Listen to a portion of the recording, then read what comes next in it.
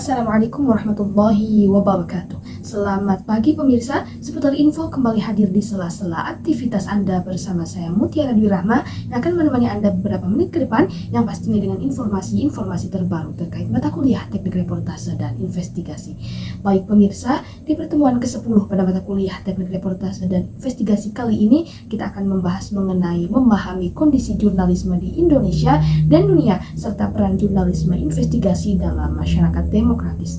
Pemirsa, sebelum sesi diskusi seperti biasa kita akan melaksanakan praktik membawakan berita yang pada pertemuan kali ini akan dibawakan oleh kelompok 9 yang membawakan berita tentang kurangnya kesadaran mahasiswa juga mahasiswi Universitas Islam Negeri Sultan Maulana Hasanuddin Banten terhadap kebersihan khususnya dalam lingkungan kantin. Baik pemirsa, berikut cuplikan selengkapnya.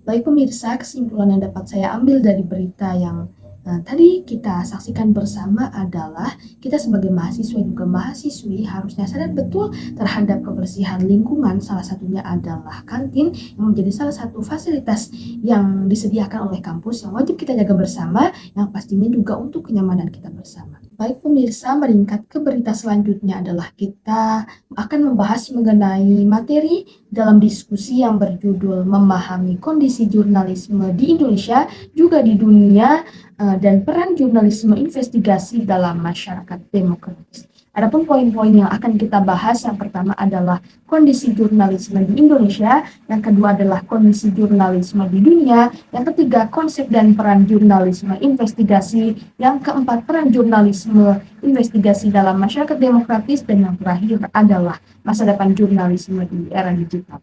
Yang pertama yang akan kita bahas adalah kondisi jurnalisme di Indonesia. Ini mencakup tentang sejarah perkembangan jurnalisme di Indonesia. Yang pertama adalah masa pendudukan Belanda. Nah, pemirsa, pada masa penjajahan Belanda pada tahun 1615 atas perintah Jan Pieterszoon diterbitkan Memories der Novels yang menjadi tulisan pertama yang ditulis tangan oleh penduduk Belanda. Yang ketiga adalah era perjuangan, di mana pada masa ini perjuangan kemerdekaan Indonesia pun menggunakan kewartawanan sebagai alat perjuangan.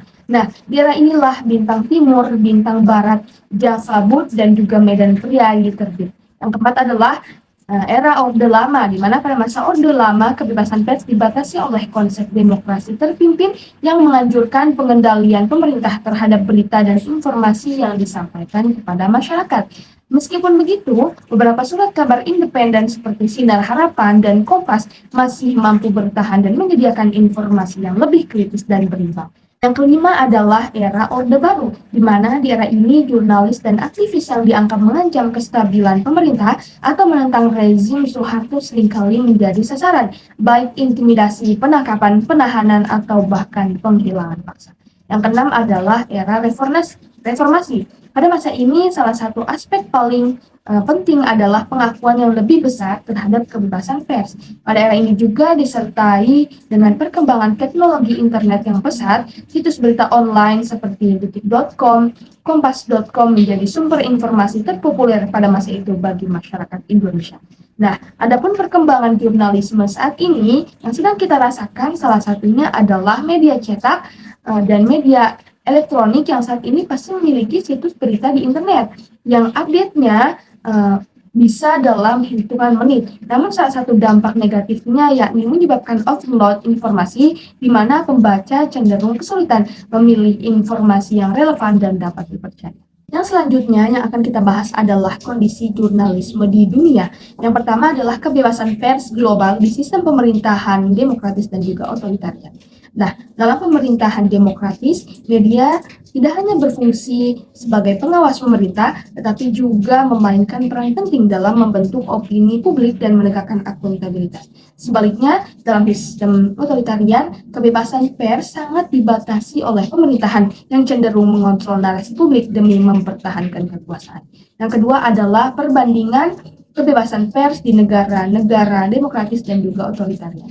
Nah, kebebasan pers di negara demokratis dilindungi sebagai hak fundamental seringkali dijamin oleh konstitusi dan undang-undang seperti dalam First Amendment di Amerika Serikat. Nah, sebaliknya, dalam sistem otoritarian, kebebasan pers sangat dibatasi oleh pemerintah yang cenderung mengontrol narasi publik demi mempertahankan kekuasaan. Nah, yang selanjutnya adalah yang akan kita bahas mengenai konsep dan peran jurnalisme investigasi. Dalam jurnalisme investigasi ada beberapa langkah yang dalam pengungkapan berita harus ditelusuri secara mendalam. Yang pertama adalah pengumpulan informasi mendalam, di mana para jurnalis menggunakan teknik investigasi yang cermat seperti pemantauan tersembunyi, wawancara dengan narasumber kunci, dan analisis data yang mendalam. Yang kedua adalah pemberitaan berimbang dan akurat. Maksudnya adalah jurnalisme investigasi bertanggung jawab untuk menyajikan informasi yang tepat, objektif, dan berimbang kepada masyarakat.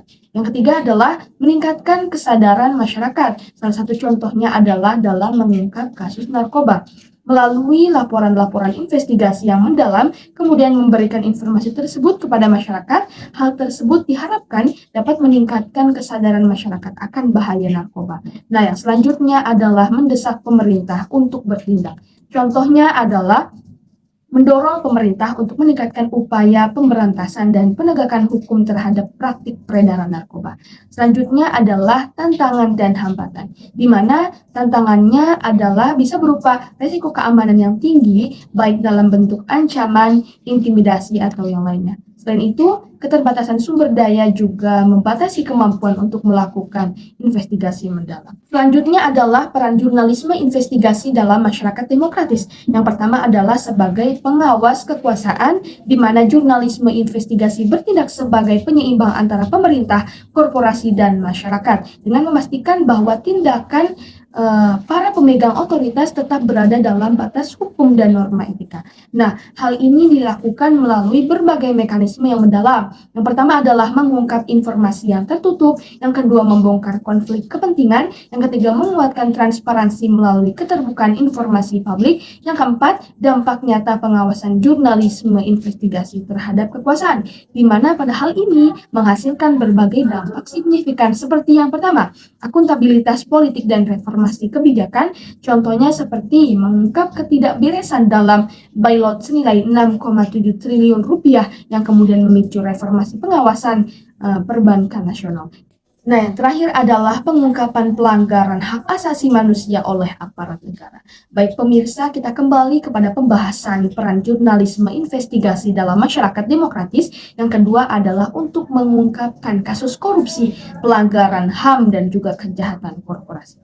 Di mana jurnalisme investigasi memainkan peran signifikan dalam mengungkapkan praktik korupsi, pelanggaran HAM, dan juga kejahatan korporasi dengan pendekatan yang mendalam, berbasis bukti, dan berorientasi pada fakta. Jurnalisme ini memberikan kontribusi substansial terhadap transparansi publik, akuntabilitas hukum, dan juga penegakan keadilan.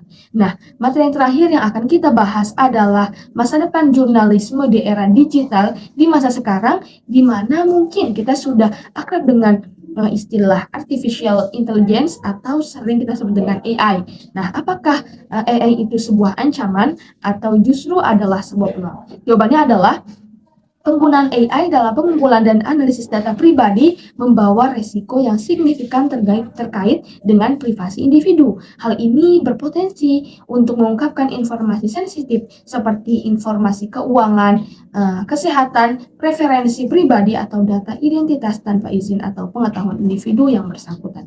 Namun, di balik itu semua juga banyak sekali manfaat penggunaan AI yang dapat kita rasakan, seperti dapat digunakan untuk menganalisis dan memprediksi pola konsumsi energi, mengidentifikasi sumber-sumber pemborosan energi, dan memberikan rekomendasi untuk mengurangi konsumsi energi yang tidak efisien.